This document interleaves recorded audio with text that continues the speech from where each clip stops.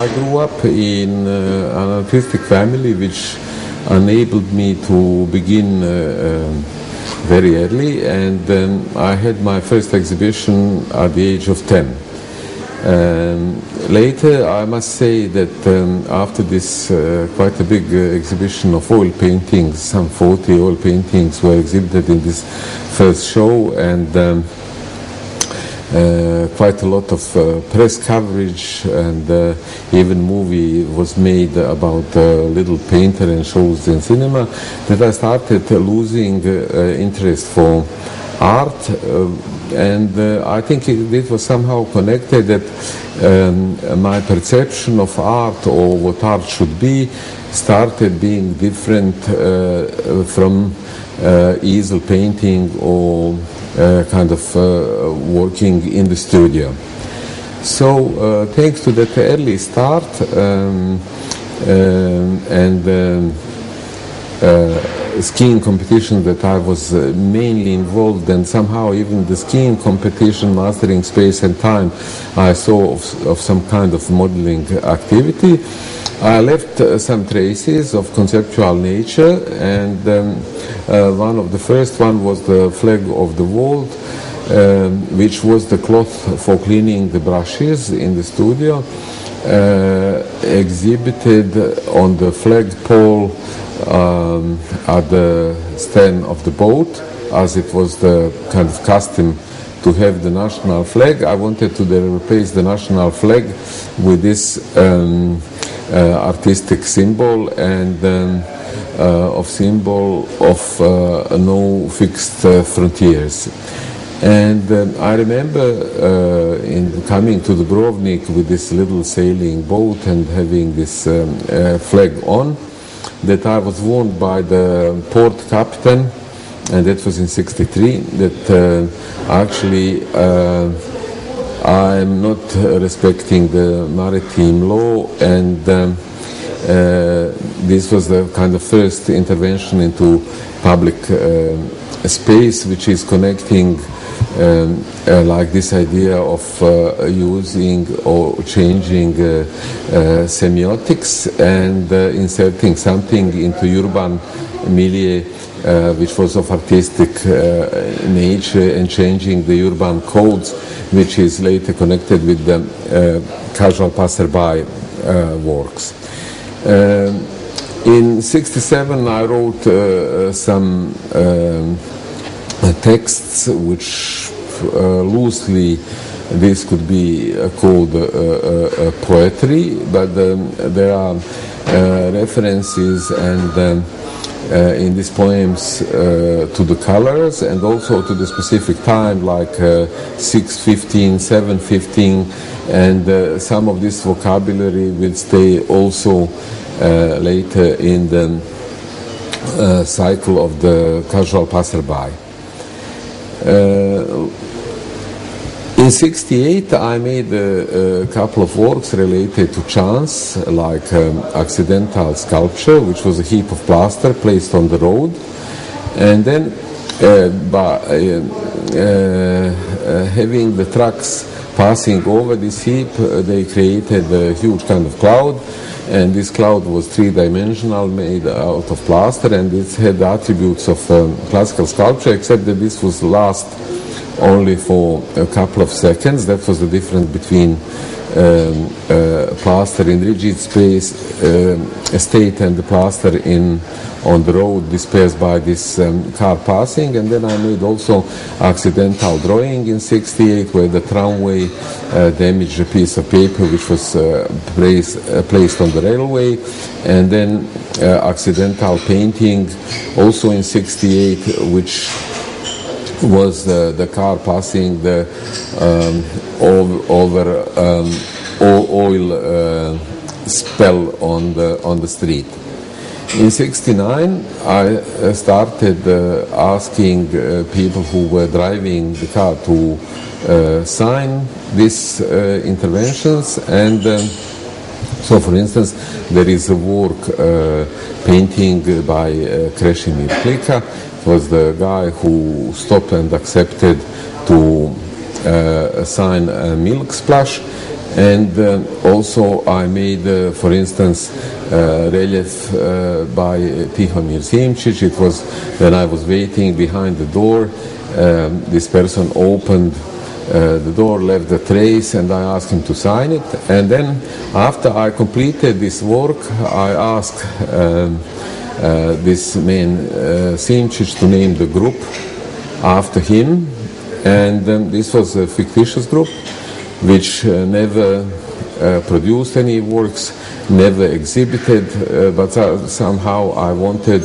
his name to be recorded for posterity. The big photographs of the passerbys had to wait for considerable amount of time because in the country where I grew up,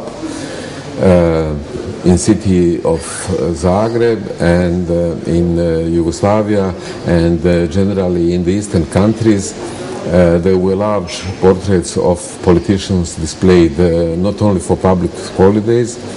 displayed on the facade of the most prominent city buildings and squares. And thanks to the courageous decision of curators, I was able to exhibit in Zagreb on then Republic Square, today's Jelačić Plac, the three large portraits which were exactly of the same size like the portraits of Tito and President Tito and other politicians, and they were exhibited exactly on the same site. And it was a very specific time of the spring of 71, of the reforms and so. Now when I think it was only possible in that very moment, and if I waited a little bit longer, I don't think that I would ever be allowed to have these photographs hanged.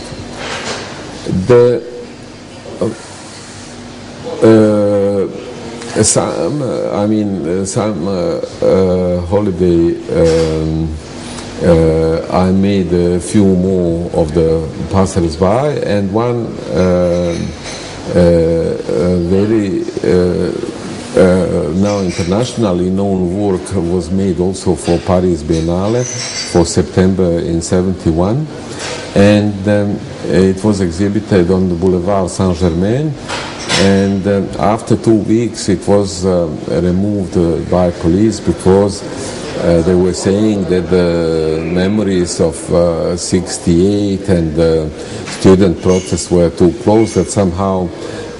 despite the fact that this Biennale, it was the 7th Paris Biennale, was under the patronage of Maurice Schumann, who was a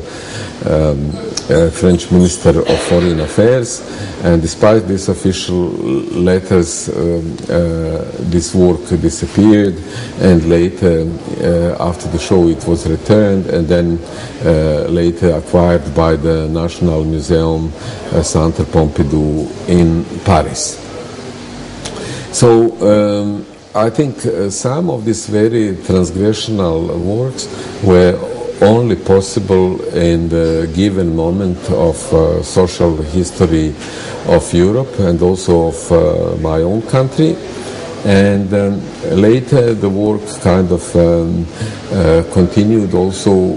to exist in different forms. I had quite a few disagreements, let's say, unlike fake dissidents of today, who lived in perfect harmony with the society, with the use of society then. For instance, I was twice rejected from the artist union. It's not that I made these works to be accepted to the artist union, but somehow being rejected by artist union meant that one had no kind of future in getting social security, medical security, being put on the list for the studio, eventually to be given that studio and so on. So I left the country, and now I'm quite astonished to see that some people who lived in the perfect symbiosis with all this bureaucracy are now kind of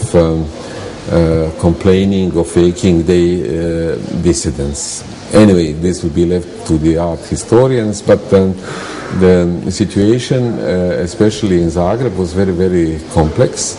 and we had this heritage of new tendencies and of the exact group, and this was the only avant-garde that I was, as a younger person, able to refer to. When I started kind of working in this conceptual domain in 68, I really kind of communicated and with people like Ivan Pitzel, Julia Kniffer, Alexander Srnec, and they were the people who were encouraging me, and also they were the only active members of avant-garde tendencies from the 50s who were kind of active all this year and equally kind of suffering from consequences of the public activity, and because there was art and artists which had an easier go. In 73, first in 69, I had an exhibition in Galleria SC in Zagreb, run then by Želimir Koščević, and this was the first time that the conceptual works were published in Yugoslavia in somebody's solo show catalog, and those were these two works, painting by Krešimir Klika and relief by Tihomir Simčić. Also in 1970, because all these ideas were kind of piling and accumulating, I knew I couldn't monopolize the space of one gallery. The museum was too far to be expected to have an exhibition there, and I started an alternative space, and I was looking for the doorways which were large enough and open enough and located in the center and with benevolent tenants. And so I found the doorway hall of an apartment building in the center of Zagreb, in the Frankopanska Street 2A, and then I started exhibiting works at the Rhythm. It was convenient to me, and that was quite often because there I could have these exhibitions organized in one day and have after 3 weeks another exhibition without waiting or without asking anybody else but the tenants who lived in that building. So in 1971, Nena Dimitrijević, art historian, and my wife, we organized an exhibition in February or March of 71, an international exhibition of conceptual art that we started preparing in 1970. And in this exhibition took part Giovanni Anselmo, Joseph Beuys, Barry Flanagan, Yanis Kunelis, Saul Levitt, Robert Barry, Jan Dibets, myself, Lawrence Wiener and Ian Wilson, the names that you can still see very much around. And what was really fascinated then that the tenants of this apartment building gave us extension cables with their electricity to plug in the projectors, because it was an exhibition showing different medias such as the movie projections and for instance Solewitz's wall drawing, some photographic works and some collages. So this activity was, this exhibition of at the moment, which later had even a catalog, because it was transferred to the Student Cultural Center in Belgrade, has very well recorded exhibits, and two pages were given to each artist. Just after organizing that show, I saw, after this conflict with the Artist Union, that I have no much future here and moved to London, and started working in another environment and started adopting another strategy, because obviously in London they didn't have these large portraits of politicians exhibited. Possibly they were billboards in the underground which I used, or monuments. So I started making my first monument dedicated to casual passerby at St. Martin's School, where I continued my studies after interrupting it in Zagreb. And then also I made a lot of memorial plaques, like asking passerbys what was their previous address. And then when they would give me their previous address, I would go to the building, to that particular building, and ask the owners to install the memorial plaque. For instance, John Foster lived here from 68 to 71, or Sarah Knipe stayed here from 67 to 1970. So my idea really was, when people would see a big photograph, when they would see memorial plaque, that they instantly think that they are confronted either with the name of somebody of historical importance, or that the face they see is of historical importance. When we talk about big photographs, they had the kind of like multiple purpose. One of the purposes was to kind of set up a let's say visual trap for somebody who knew that normally big photographs are given exclusively to the politicians. And then there were people who, when they saw in Zagreb, in the main square, these three photographs, they thought there was overnight coup d'etat, and they thought that these are new governors or new rulers of the state. And so they automatically identified the large photo portraits of unknown people with politicians. In London, for instance, when they saw the names of Sarah Knipe engraved in this marble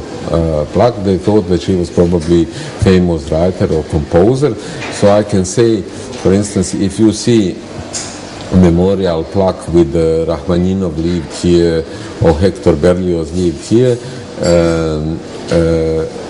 the explicit message is that genius lived here, and then the implicit message of the house with no memorial plaque is that genius never lived here. And these were the issues that I was really that I like to examine, because I know for how long, for instance, that El Greco was forgotten for 300 years, that we waited 100 years to know about Tesla. So I'm asking whose 100 years are running now, and who is now kind of omitted from the history. The story is the following: from 1969, that once upon a time, far from the cities and towns, there lived two painters. And the king hunting nearby lost his dog. He found him in the garden of one of two painters. He saw the work of that painter, invited him to the castle. The name of that painter was Leonardo da Vinci, and the name of the other disappeared forever from human memory. So this story is a fiction, has nothing to do with real facts of Leonardo's life, but it's indicating that somehow half of the history is missing, and that's why I started inserting the names of unknown people and putting the photographs of unknown people, of casual passerby, to prominent places. There is another cycle of the work, which is this could be a place of historical importance, or like the obelisk in Berlin, this could be a day of historical importance built in 1706. But in the meantime, there was an interesting proposition from Zagreb, from the most important curator of our time in our country, Božo Beck, who was very audacious in the 50s and who started new tendencies and who offered me an exhibition, a solo exhibition in the Museum of Contemporary Art in Zagreb in 1973. That was the first show given to conceptual artists in these parts of Europe, and by coincidence I had Dimitrijević, later known as Mangelos, as a technical curator, and preface was written by Caroline Tisdal, who published big monographic catalog for Joseph Beuys in Guggenheim, and one smaller introduction was done by Radoslav Putar. In those periods, I was already doing like a critique of the museum institutions by making the installations now largely known as triptychus post-historicus, like post-historical triptychs, where one of the elements was painting, original master painting borrowed from the museum, one everyday object and fruit of nature or vegetable. And these installations were primarily made to underline the richness of an artwork, to underline all its strata, because the way how the paintings were presented or artworks were treated by the museum, it would suggest only kind of very precious material value, which I don't deny, but for me art has its aesthetical, philosophical, anthropological, sociological and other connotations. So I wanted to point up to this multi-layered object which emanated all these meanings. From that period, there is a statement, Louvre is my studio, street is my museum, and this statement is really like illustrating very well both ways the 2 or 3 tendencies or 2 or 3 cycles of my works are functioning. And a street is my museum. It refers to this early period of 68, 69, 70 to nowadays works with the casual passerbys, monuments, obelisks, etc. And the first part of this statement, Louvre is my studio, refers to this eternal kind of aspiration of an artist not only to create for the museum, but to work in the museum, to live in the museum. And a very early reference to that was also several hours of sleeping, the night spent in the Museum of Zagreb with a certificate of Božo Beck, who was then director. So it connects to this side of kind of artist seeing himself like a caveman, like a man of Altamira and Lascaux, where when the living and existential process was not divided from creative existential process. In the beginning, it was not so easy to ask a museum director or museum curator to remove the painting from the usual nail hanging and the traditional accrochage and to place the painting on a floor pedestal with the fruits and vegetables and everyday objects as bicycle, pianos, shovels or violins. And first these were the photo sessions, and then later, like the very first installation with Kandinsky shovel happened in the National Gallery in Berlin in '76. And the very recent one was, and probably a very important one, was also at the Tate Gallery. The exhibition opened to public in a solo show actually in '85, then the Guggenheim Museum in '88, then interventions in the Louvre in '95. Then the very large exhibition including a lot of works of Malevich, Tatlin, Goncharova, Popova in the Russian State Museum in St. Petersburg, and then more recently quite a large installation in Musée d'Orsay in Paris, including